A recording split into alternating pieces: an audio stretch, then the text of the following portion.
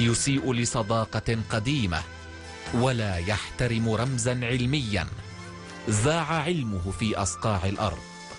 ليس هناك إلا يعني بقايا العلماء للأسف الذين يتحدثون بالباطل ويدعون لمناصرة بشار الأسد.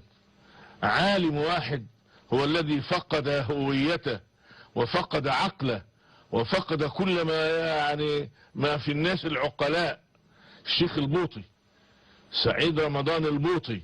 وإن كانت الشتيمة ليست من أخلاق العلماء فإنها لم تكن أيضا كل ما قيل. استخدمت الفتوى التي يعلم أنها تتخذ مبررا للقتل على الأرض، استخدمت لإجازة قتل العلماء إن لم يقفوا في صف المعارضة المسلحة في سوريا. هل يجوز استهداف من يؤيد النظام السوري كما يقول القاتل وعلى رأسهم علماء السلطة؟ أنا الذين يعملون مع السلطة يجب أن نقاتلهم جميعا، عسكريين، مدنيين، علماء، جاهلين. اللي يكون مع هذه السلطة الظالمة الجائرة المتدبرة في الأرض التي قتلت الناس بغير حق هو ظالم مثلها يأخذ ما حكمها. فكل من يقاتل عليه أن يقاتل هؤلاء. العلامة البوطي لم يرد الإساءة بالإساءة، لم يرد الفتوى بالفتوى، وهو يعلم أن من بين مريديه من إذا قال فعلوا.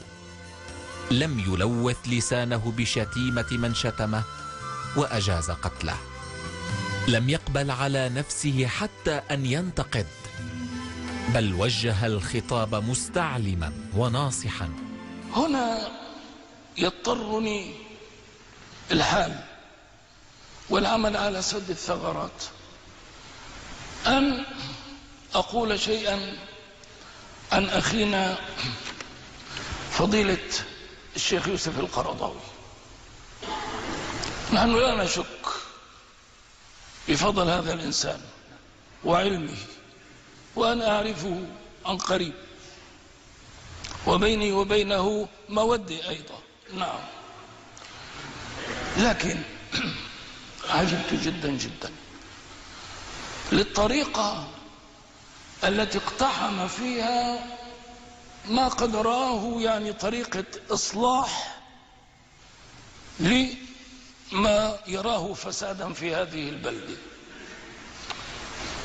أعتقد أنه رجل علم، يعني يعلم الشيء الذي ذكرته الآن، يعلم أن باب إصلاح الفساد من وجهة نظر الدين هو ما قد ذكرت لكم، يعلم ما يقوله بيان الله، ويعلم أن الطريقة الغوغائية ليست هي الطريقة التي تصلح الفساد.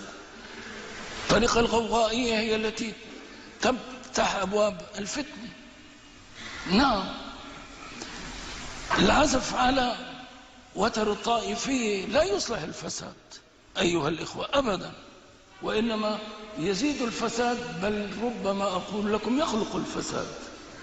أنا أسأله سؤال مستعلم، لا سؤال ناقد أبدا، سؤال من يريد أن يعلم، لا سؤال من ينتقد.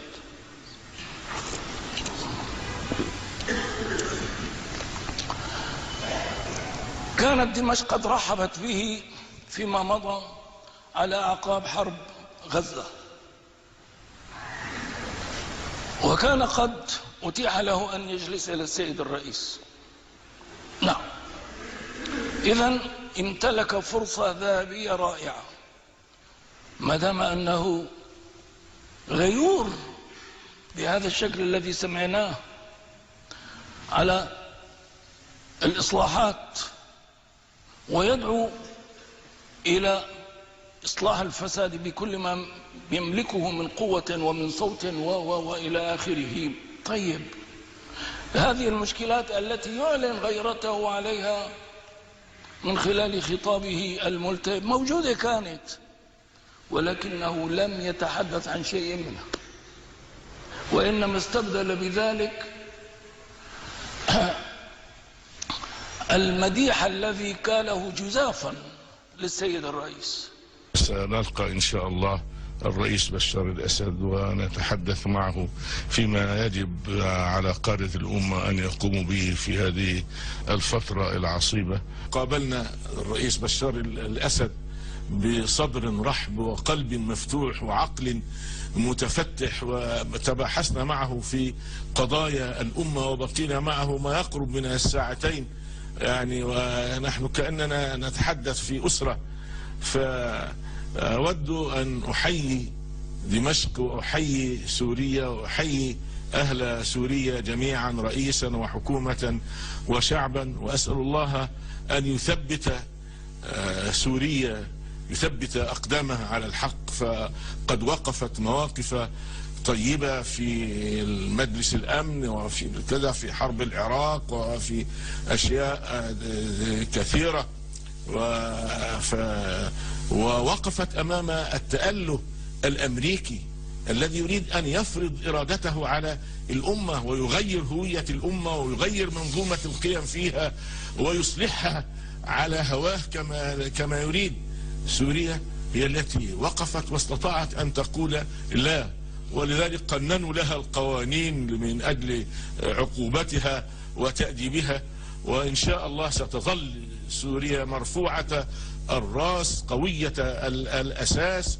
طيب، شيء غريب سبحان الله، فرصة ذهبية أتيحت لك، جلست إلى جانب السيد رئيس بشار يقول لي كال لي المديح جزافا، هو الذي يقول. طيب هل لا ذكرته يا أخ؟ ذكرته بهذه الإصلاحات التي تثور من على منبر صلاة الجمعة عليها، تثور وتثير من أجلها. لم يمضي الكثير من الزمن على إصدار الفتوى بقتل العلماء في سوريا حتى وجد الأمر من ينفذه.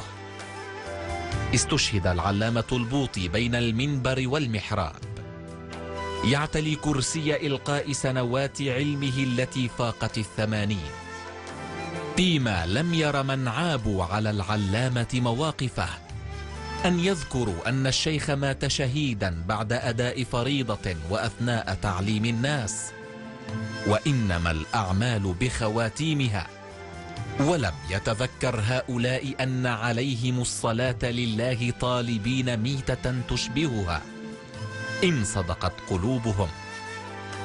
وقد حرفوا القبلة عن القبلة، أيقظوا فريضة الجهاد على أن الله يطلبها في الشام، ونيموها في بيت المقدس حيث يريدها الله ورسوله.